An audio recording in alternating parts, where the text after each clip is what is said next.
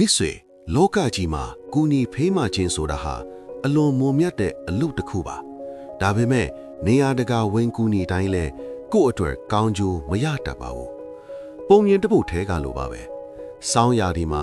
ဤခဲနေတဲ့မွေတကောင်ကိုတနာလို့ရင်ခွင်ထဲထည့်ပြီးကဲတင်လိုက်ရင်အဲ့ဒီမွေဟာနှွေးသွားတာနဲ့ကျေးဇူးတင်မဲ့အစားကိုပြန်ပြီးကြိုက်တတ်ပါတယ်လူတွေထဲမှာလဲဒီလိုမွေဟောက်လို့လူစားမျိုးတွေရှိနေတတ်ပါတယ်ဓမ္မအတွေ့လမ်းညမှာဖေးရန်ကင်းဝေးစိတ်ချမ်းသာဓမ္မအတွေ့ချမ်းနေကနာစင်သူတိုင်းကိုစိတ်ချမ်းသာပထမဆုံးကျွန်တော်တို့ဘရောမမကူညီတဲ့သူကတော့ဂျေဇုတရားကိုမတိတတ်တဲ့သူပဲဖြစ်ပါတယ်ဒီလိုလူတွေဟာသူတစ်ပါးရဲ့အကူအညီကိုသူတို့ရတဲ့ရထိုက်တဲ့အခွင့်အရေးတစ်ခုတော့အောက်မေ့နေတတ်ကြပါတယ်တတိထားကြည့်ပါသင်ကသူ့ကိုကိုးကတိတိအကောင်းဆုံးကူညီခဲ့ပေမဲ့တခါလောက်အစင်မတီလို့ညင်းလိုက်တဲ့အခါမှာအရင်ကူညီခဲ့တဲ့ကိုးကစလုံးကိုရေစုံမျောပစ်လိုက်ပါလိမ့်မယ်ငါ့ကိုဒီလောက်လေးတောင်မကူညီဘူးလားဆိုပြီးတင့်ကိုပြန်ပြီးအပြစ်တင်ပါလိမ့်မို့မယ်မြတ်စွာဘုရားရှင်ကဂျေဇုတိတတ်ခြင်းနဲ့ဂျေဇုတုံ့ပြန်ဆက်ခြင်းဟာအင်မတန်ကြီးမြတ်တဲ့မင်္ဂလာတစ်ပါးလို့ဟောကြားခဲ့ပါတယ်ဂျေဇုမတိတတ်တဲ့သူကိုကူညီခြင်းဟာတဲကန်တာရတဲ့မှာရေသွားလောင်းနေတယ်လို့ပါပဲဘလောက်ပဲရေလောင်းပေးဆက်နေပါစေတဲပြင်ကရေကိုစုပ်ယူသွားမှသာဖြစ်ပြီးဘတော်မှအပင်ပေါက်လာမှာမဟုတ်ပါဘူးဒီလိုလူမျိုးတွေကိုကူညီလိုက်ခြင်းအားဖြင့်တလျက်တန်ဘူးရှိတဲ့အချိန်ကလေးနဲ့စီလနာရီသာအလဟတာပြုံးတီးသွားပါလိမ့်မယ်မိတ်ဆွေဒုတိယလူတစ်မျိုးကတော့ကျွန်တော်တို့လုံးဝဝေးဝေးရှောင်ရမယ့်သူပါပဲဗျာအမြဲတမ်းသူများအပေါ်အဖြစ်ပုံချတတ်တဲ့ခံစားရသူတတ်တတ်အဖြစ်နေထိုင်ခြင်းတဲ့လူစားမျိုးပဲဖြစ်ပါပဲဒီလိုလူတွေရဲ့နှုတ်ဖျားမှာအရာရာဟာသူများအမားတွေကြီးပါပဲအလုတ်အစင်မပြေတာတထေးကြောင့်မိသားစုအစင်မပြေတာမိဘကြောင့်ဘဝမတိုးတက်တာပတ်ဝန်းကျင်ကြောင့်ဆိုပြီးကိုအမြဲတမ်းတနာစရာကောင်းတဲ့တားကောင်တကောင်လို့ပုံဖော်တတ်ကြပါတယ်သူတို့ရဲ့ဘဝမှာသူတို့ကိုယ်တိုင်မှားပါတယ်ဆိုတဲ့စကားကိုဘတော်မှကြားရမှာမဟုတ်ပါဘူးတရကတခုပြောရရင်ရေတွေဝင်ပြီးနစ်နေတဲ့လေတစင်းပေါ်မှာရေကိုခတ်ထုတ်မဲ့အစားအပေါက်ကိုထိုင်ကြည့်ပြီးငိုယိုအဖြစ်တင်နေတဲ့သူမျိုးပါပဲတင်ကတနာလို့အဲ့ဒီလေပေါ်တက်ပြီးရေတွေဝင်ခတ်ထုတ်ပေးလိုက်တယ်ဆိုပါစို့တကယ်လို့လေဟာဆက်ပြီးနစ်သွားခဲ့ရင်သူကသူ့ရဲ့ပေါ်ဆမှုကြောင့်လို့ဘတော်မှဝယ်မခံပါဘူးရေခတ်ထုတ်တာနီးလို့တင်ကူညီတာစေတနာမပါလို့ဆိုပြီးတင့်ကိုပါအဖြစ်တင်တောင်အဖြစ်ဆွဲသွဲသွားပါလိမ့်မယ်ကိုလာခဲ့အဲ့သူကိုရေနစ်အောင်အတူတူဆွဲချတဲ့သဘောပါပဲလက်တွေ့ဘဝမှာလည်းဒီလိုလူမျိုးကိုတင်ကအလုတ်တစ်ခုရှာပေးလိုက်တယ်ဆိုပါစို့သူ့ရဲ့ပြင်းကြီးမှုကြောင့်အလုတ်ပြုတ်သွားတဲ့အခါမှာတင်ရှာပေးတဲ့အလုတ်ကအစင်မပြေလို့တင် mix up ပေးတဲ့တထေးကမကောင်းလို့ဆိုပြီးတင့်ကိုပြန်ပြီးအပြစ်တင်ပါလိမ့်မယ်အစင်ပြေရင်သူ့အရေးချင်းအစင်မပြေရင်တင်ကူညီတာညံ့ဖြင်းလို့ဆိုတဲ့စိတ်ထားမျိုးရှိတတ်ကြပါတယ်မြတ်စွာဘုရားရှင်က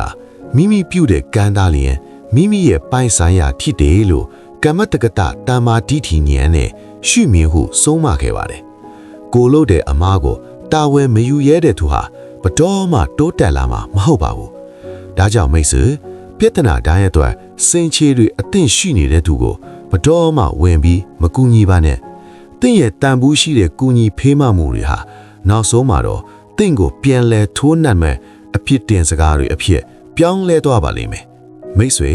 နောက်ထပ်တတိယလူတစ်မျိုးကတော့ကျွန်တော်တို့တတိထားပြီးရှောင်ကျင်ရမယ့်သူကတော့အမြဲတမ်းပြင်းရည်ပြီးအချောင်လိုခြင်းတဲ့လူစားမျိုးပဲဖြစ်ပါတယ်ဒီလိုလူတွေဟာအောင်မြင်စေရအရာတာကိုတော့အပြည့်အဝခံစားကျင်ကြပေမဲ့အဲ့ဒီအတွက်ပေးဆက်ရမယ့်ချွေးထွက်တန်ယူအနှုတ်တွေကိုတော့လုံးဝမလုံချင်းကြပါဘူးထမင်းပန်းကန်းကိုရှေ့တဲ့လာချပေးရင်တောင်မှပါဇက်ထဲခွန်ကြွေးမဲ့သူကိုထိုင်ဆောင်နေတတ်တဲ့လူစားမျိုးပါဥပမာတစ်ခုပြောရရင်အင်ဂျင်ဆက်မပါတဲ့ကားတစ်စင်းကိုတင်ကနောက်ကနေအသေးအလဲထွန်းပေးနေတယ်လို့ပါပဲတင်ထွန်းနေသည်များတော့ကားကရှေ့ကိုရွေ့နေပါလိမ့်မယ်ဒါပေမဲ့တင်မောလို့ရက်လိုက်တာနဲ့အဲ့ဒီကားဟာလည်းအဲ့ဒီနေရာထဲမတင်ရက်တန့်သွားမှတေးကြပါတယ်သူ့ဘာသာသူရှေ့ဆက်သွားဖို့ဆိုတာဘလို့မှဖြစ်နိုင်တဲ့အရာပါလက်တွေ့ဘဝမှာလည်းဒီလိုလူမျိုးကိုတင်ကစီးပွားရေးလုပ်ဖို့အရင်နှီးထုတ်ပေးလိုက်တယ်ဆိုပါစို့မနေ့မိုးလင်းတာနဲ့ အလက်ကိုကြိုးကြိုးစားစားလုပ်မဲ့အစားအိယာထဲမှာအချိန်ကုန်ပြီးတင်ပေးလိုက်တဲ့ငွေတွေကိုထိုင်စားပါလိမ့်မယ်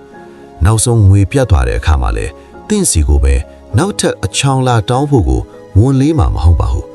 မြတ်စွာဘုရားရှင်ကမိမိကိုယ်ပါကိုးကွယ်ရာဖြစ်တယ်လို့အတ္တာဟိအတ္တနောနာထောလို့ဟောကြားတော်မူခဲ့ပါတယ်ဝရိယလို့ခေါ်တဲ့ကြိုးစားအားထုတ်မှုမရှိတဲ့သူကိုဘလို့နတ်တကြားကမှစဉ်းတက်ပြီးမကဲ့တဲ့နိုင်ပါဘူးဒါကြောင့်မိတ်ဆွေလမ်းလျှောက်နိုင်လျက်ရှိရင်မလျှောက်ခြင်းလို့တင့်ကြောပေါ်တက်စီးနေတဲ့သူကိုအခုပဲအောက်ချလိုက်ပါသူ့ကိုဆက်ပြီးထောင်းပိုးထားခြင်းဟာတင့်ရဲ့ခွန်အားတွေကိုအလဟတာပြုံးတီးနေတယ်လို့သူ့ကိုလည်းတသက်လုံးကိုခြေထောက်ပေါ်ကိုမရက်တီးနိုင်အောင်ဖျက်ဆီးနေတာနဲ့အတူတူပါပဲစတုထအနေနဲ့ကျွန်တော်တို့တတိထားပြီးဝေးဝေးရှောင်ရမယ့်သူကတော့အမြဲတမ်းလိန်ညာလှည့်စားပြီးတနာအောင်ဟန်ဆောင်တတ်တဲ့သူပဲဖြစ်ပါတယ်ဒီလိုလူတွေဟာအော်စကာဆုရဇက်မင်းသားတွေထက်တောင်တရုတ်ဆောင်ပိုကောင်းတတ်ကြပါတယ်တင်းစီကအကူအညီလိုချင်တဲ့အခါမှာမျက်ရည်တွေကျပြီးလောကကြီးမှာသူအစင်းရဲဆုံးဒုက္ခရောက်ဆုံးလိုမျိုးပုံမြင်တွေဖန်တီးတတ်ကြပါတယ်ဥပမာတစ်ခုပြောရရင်ကန်တာယာထက်ကတကြစ်ကိုရေအစ်စ်ထင်ပြီးပြီးသွားတယ်လို့ပါပဲတင်ကတကယ်ဒုက္ခရောက်နေတာပဲဆိုပြီးတင့်ရဲ့ငွေကြီးအချိန်တွေနဲ့စာနာတနာမှုတွေကိုအကုန်ပုံအောပြီးကူညီလိုက်တယ်ဆိုပါစို့ဒါပေမဲ့ကြွားရလဲရောက်ရောတင့်စီကရလိုက်တဲ့အကူအညီတွေနဲ့အပျော်အပါတွေကြားမှာသုံးဖြုံးနေတတ်ပါတယ်တင်ကအမှန်တရားကိုထိသွားတဲ့အခါမှာတော့တင်ဟာကူညီခဲ့ရတဲ့အရူးတယောက်လိုခံစားသွားပါလိမ့်မယ်ဒီလိုလူတွေဟာတင့်ရဲ့စေတနာကိုသာမကတင့်ရဲ့ယုံကြည်မှုကိုပါရက်ရက်ဆက်ဆက်ရိုက်ချိုးသွားကြတာဖြစ်ပါတယ်ဒီလိုအလိန်ခံရတာအဆိုးရွားဆုံးအကျိုးဆက်ကဘာလဲဆိုတော့နောက်တစ်ချိန်တကယ်ဒုက္ခရောက်နေတဲ့သူတွေကိုမြင်ရတော့တင့်ရဲ့ရင်ထဲမှာကူညီခြင်းတဲ့စိတ်တွေခန်းချောက်သွားတာပါပဲသူတစ်ပါးရဲ့လက်စားမှုကြောင့်တင့်ရဲ့ဖြူစင်တဲ့မေတ္တာတရားဟာအစိတိမ်သွားရပါတယ်မြတ်စွာဘုရားရှင်ကမုတ္တဝါဒလို့ခေါ်တဲ့လိန်လေလှည့်ဖျားခြင်းဟာယုံကြည်မှုကိုအမြင့်ကသွေးဆုပ်ဖြစ်စည်းတတ်တယ်လို့ဟောကြားတော်မူခဲ့ပါတယ်လိန်လေဖို့ဝန်ပလေးတဲ့သူဟာတင့်ကိုဒုက္ခတွင်းနဲ့ထွန်းချဖို့လေဘတော်မှဝန်ပလေးမှာမဟုတ်ပါဘူးဒါကြောင့်မိတ်ဆွေပါဇက်ကတနာစရာကောင်းအောင်ပြောတိုင်းအလွယ်တကူနှလုံးမပြောပါနဲ့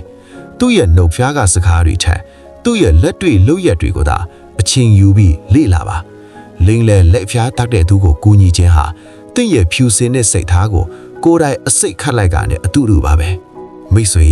နောက်ဆုံးပင်စမအနေနဲ့ကျွန်တော်တို့လုံးဝအကူအညီမပေးသင့်တဲ့သူကတော့ကိုယ့်ထက်တာတာကိုမကြည့်ရတဲ့မနာလိုဝန်တိုးစိတ်ကြီးမားတဲ့သူပဲဖြစ်ပါတယ်ဒီလိုလူတွေဟာတင့်စီကအကူအညီကိုယူနေပေမဲ့ရင်ထဲမှာတော့တင့်ကိုကျေးဇူးတင်နေတာမဟုတ်ပါဘူးငါကသူ့စီကအကူအညီတောင်းနေရပါလားသူကငါ့ထက်တာနေပါလားဆိုပြီးတင့်အပေါ်မှာတိတ်ဆိတ်တိတ်မုန်းတီးနေကြပါတယ်